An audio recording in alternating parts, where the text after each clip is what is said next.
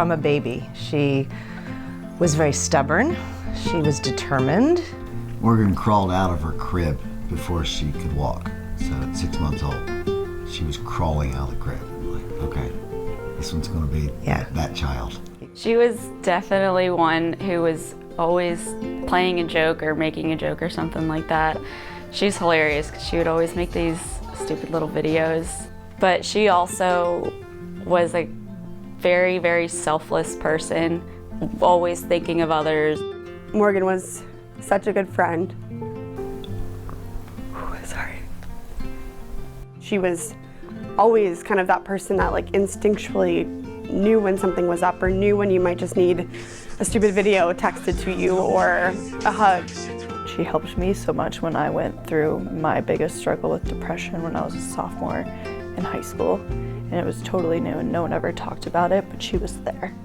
When I think back to my teammates in general, she ranks at the top of someone who's just incredibly selfless. She was just hell-bent on finding a top-notch education at a top 20 school for the lacrosse program. And 10 days before the first game of her sophomore year, she just took a dodge, suffered level 3 tears in her ACL, her MCL, and then her meniscus. Yeah. She hit rehab just like she hit everything else, full speed ahead. Positive attitude, and it was about 10, 11 months in where she started to look a little fatigued. Yes, we knew she was struggling and unhappy about this situation. It's messing up the plan. She's just been this athlete her entire life, and when you're such a high performer, and that's where a lot of like your validation comes from, when that's ripped away from you, it's like, who am I? We didn't look at it like the terms of what we now know is the end result. It wasn't that. We never knew she was depressed. As a matter of fact, she was never diagnosed with depression. How can someone this strong and vibrant and this energetic and this, how she felt like she couldn't talk about this? I'd want to scream to the kids, you are not alone. You are not the only one that has felt this way, is feeling this way. There's nothing wrong with you. Morgan thought she was the only one that was feeling this stuff. She was scared, she didn't know what was going on, she didn't know that there was help out there. She was very convinced that no one would ever understand and that she could handle this. And that was wrong. And so that's what I want. That's what Morgan's message is all about. The butterfly was adopted. That came from her funeral. The wings are her artwork. And then in the body of the butterfly is a semicolon. It's an affirmation of mental health, suicide prevention. There's so many Morgans out there, and no one should lose their Morgan. There's so many other choices. There's nothing wrong with asking. There's nothing wrong with talking about it. And there's nothing wrong with letting other people in your life know. Man, they can help. I'm not Superman. I need a little help here, please. These kids need some education, they need some guidance, and they need some structure to bring this important topic to campuses.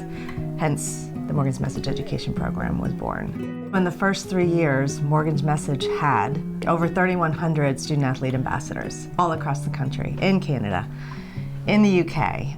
That is both high school and college student-athletes who voluntarily reach out to us wanting to become mental health advocates on their campus. We task them with having monthly meetings on their campus. And this is really this idea of having this space where it's inclusive. Every single person on campus is welcome if they want to participate.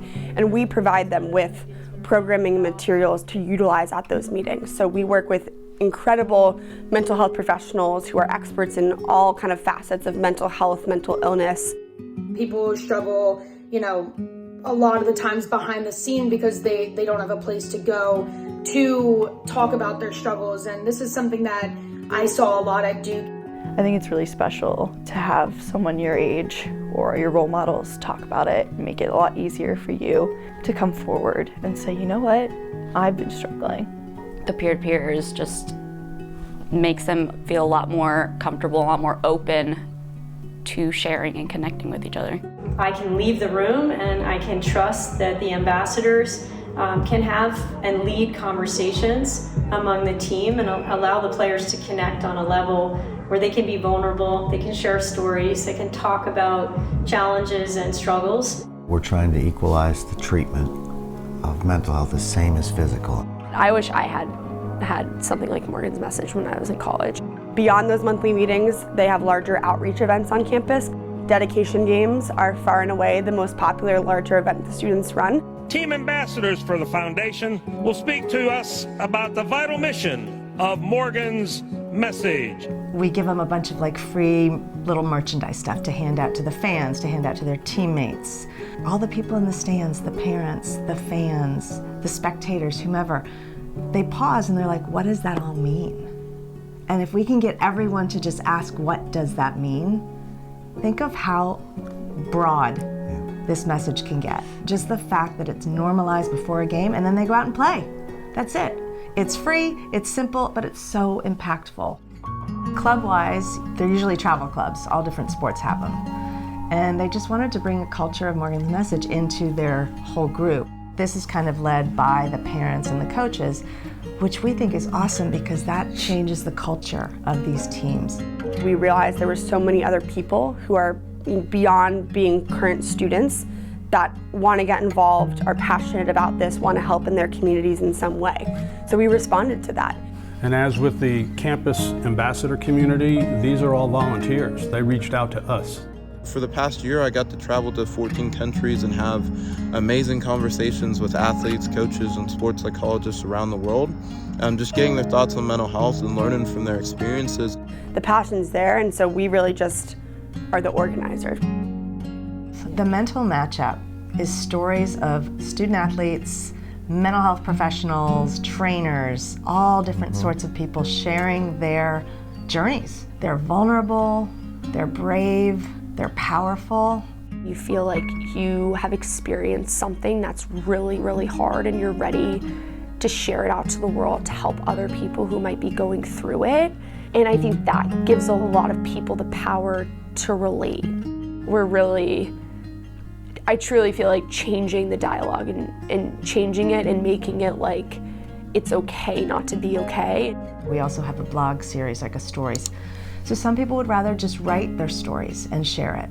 A dad reached out who said, I just listened to an episode of the Mental Matchup podcast, and it was about anxiety, performance anxiety. And the way the guests on the show explained everything, that is what my son started to share with me in little different ways. So he got in the car and drove 3 hours just to hug his son after practice. That's powerful. It is a little bit of a double-edged sword where it's like, wow, the community has just grown so naturally and so fast. It's great, but it's just really emphasizing of just how needed something like this was and is. Morgan was such a rock star, and I mean a charismatic, win the room over type of personality. We'd often laugh that Morgan would say something to the effect of, well, of course it's a successful organization because it's me. You know, She was witty, she was sarcastic, she was very funny. This wouldn't surprise her a bit that her story is resonating with so many people. There is some good that's coming out of this. I wish it was someone else, but it wasn't. Right. We were picked, and we got to do something with it. Morgan's story didn't end. We are working for something so much bigger, like, than Morgan. And Morgan is up there like, hell yeah, keep going, you're making such a difference.